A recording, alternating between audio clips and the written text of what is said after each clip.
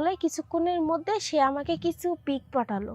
দেখলাম আমার পুরা মানে আমার চেহারা সহ আমার স্ক্রিনশট দিয়ে রেখেছিল আমার কাপড় ছাড়া কিছু ছবি। আমি এটা দেখে তো অবাক হয়ে যাই, যেগুলা কি। তো সেগুলা মানে রেখে দেয়, আমাকে বলে এগুলা দেখছো? তো আমি বললাম এগুলা কি করছো তুমি আমাকে ভালোবাসো না, এগুলা স্ক্রিনশট দিয়ে রাখছো কেন? তো বললো কি যে এগুলা রাখছি তো তোমাকে পাওয়ার জন্য, আরও কাছের থেকে। আমি বিদেশে থাকি না, আমি কোথাও থাকি না, আমি দেশেই থাকি। আমাকে একটা শয়তানি হাসি দিয়ে আমাকে বললো যে আমি এখানেই থাকি আর তুমি আমার কাছে আসবা। আসসালামু আলাইকুম, সবাই কেমন আছেন? আমি এসেছি রিয়া আপনাদের মাঝে আমার কিছু কষ্টের গল্প বলার জন্য। আমার নাম রিয়া। আমার বয়স যে সময়, সবার আগে বলে নিই আমার গ্রামের বাড়ি মানিকগঞ্জ। আমি ক্লাস 10-এ যে সময় পড়াশোনা করতাম, সেখান থেকে আমার একটা ছেলের সাথে সম্পর্ক হয়। আমার বাবা মা অবস্থা ভালো, আমার বাবার আর্থিক অবস্থা অনেক ভালো, আমরা ভালোই ছিলাম। তো আমার একটা ছেলের সাথে সম্পর্ক হয়। সে থাকতো বিদেশে, বাইরে থাকতো। তার সাথে আমার ফেসবুকে পরিচয় হয়। তো বাইরে থাকতো, তো সে অনেক সুন্দর দেখতে, আমারও তার উপরে অনেক ভালো আকর্ষণ এসে যায়, ভালো লাগে। সে আমাকে অনেক কথা বলে, ভালোবাসার কথা বলতো। সে দেশে আসবে, আমার জন্য অনেক কিছু নিয়ে আসবে, এগুলা বলে আমার মনটা সে নিয়ে নিয়েছিল। আর মেয়েরা তো জানেনই, সব কিছুর প্রতি একটু লোভী থাকে। আমার লোভটাও ঠিক সেইভাবে বেড়ে গিয়েছিল যে সে বিদেশে থাকে, তার টাকা পয়সা অনেক, সে যা চাইবে তাই দিয়ে দিব। তো হঠাৎ করে তার সাথে রাত 12টার সময় সে আমাকে ফোন দিয়েছে। তো আমি তার সাথে কথা বলছি। তো আমাকে বলে যে তোমাকে তো আমি অনেক ভালোবাসি, তো তোমাকে একটা কথা বলি। তো আমি বললাম কি বলো তো? তো বলল কি, আজকে তুমি কি একা আছো রুমে? তো আমি বললাম হ্যাঁ, আমি একা আছি। ও বলে, আজকে তুমি তোমার সাথে আমি ভিডিও কলে কথা বলবো। তো আমি বলে, এগুলা কি বলছো? তোমাকে ভালোবাসি বলে কি আমি এগুলো করব নাকি? তো সে আমাকে বলে যে তাহলে কেমন ভালোবাসো তুমি, আমাকে দেখাতে হবে। তো আমিও ভালোবেসে ফেলছিলাম। তো হঠাৎ করে সে আমাকে ফোন দেয়, আমি তার ফোন রিসিভ করে ফেলি। তো মোবাইল ফোনে ভিডিও কলে আমি আসার পরে আমার খুলে ফেলি, সব কিছু করে ফেলি। বুঝেনি তো, ভিডিও কলে আজকাল মেয়েরা অনেক কিছু করতেছে, কিন্তু সেটা ভিডিও কলে আমাদের একটা সম্পর্ক হয়ে যায়।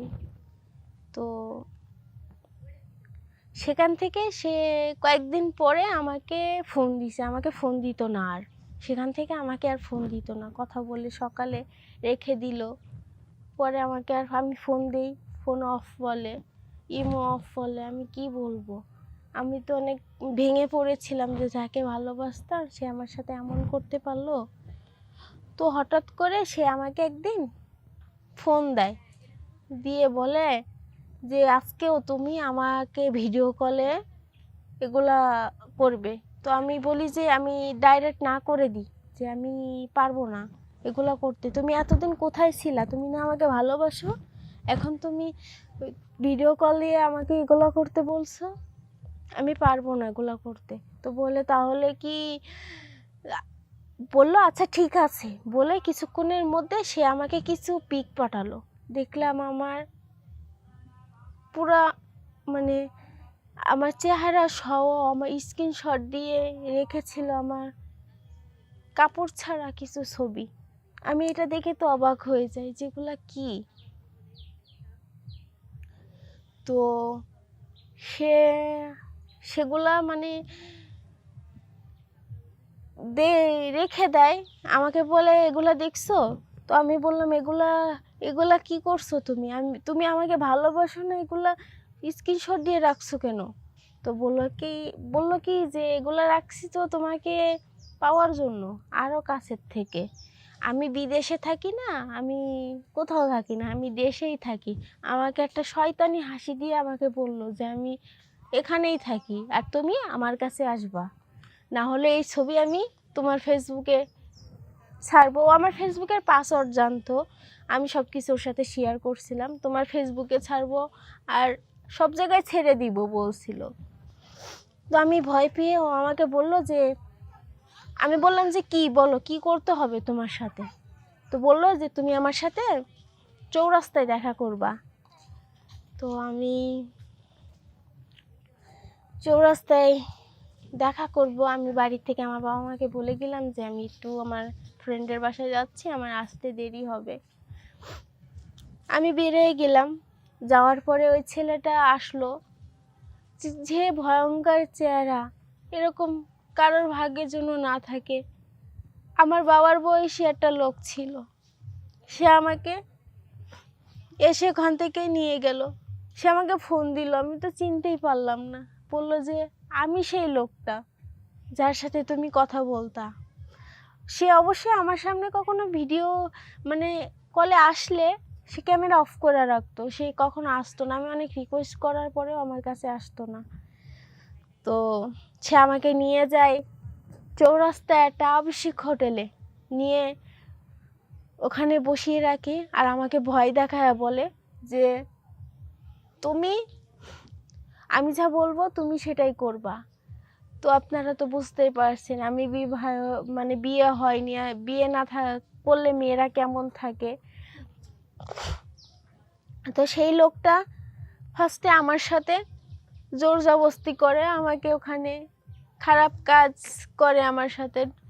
আপনারা তো বুঝতেই পারছেন সে কি করছে আমার সাথে।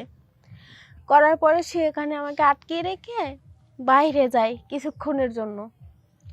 আসার পরে দেখি 2-3টা লোক সাথে করে নিয়ে আসছে, ওনার বয়স্ক লোক উনি নিয়ে এসেছে। এনে বলে যে আজ থেকে তুই আমার সাথে থাকবি আর আমি যা বলবো তাই শুনবি। বলে ওই লোক 3টাকে আমার রুমে রেখে যায়। আর সারা রাত ওই লোকগুলা আমার সাথে, আপনারা তো বুঝতেই পারছেন কি করেছে। সারা রাত আমার সাথে ছিল। আমি একটা অবিবাহিত মেয়ে, অনেক যন্ত্রণা সহ্য করে ভয়ে, নিজের মান সম্মানের ভয়ে আমি ওই লোকের কথা শুনেছি। তারপরে সেখান থেকে আমি ওই লোকটাকে অনেক রিকোয়েস্ট করে বলি যে আমি একটু কি আমার বাড়ি যেতে পারি? বলল আচ্ছা ঠিক আছে বাড়ি যা।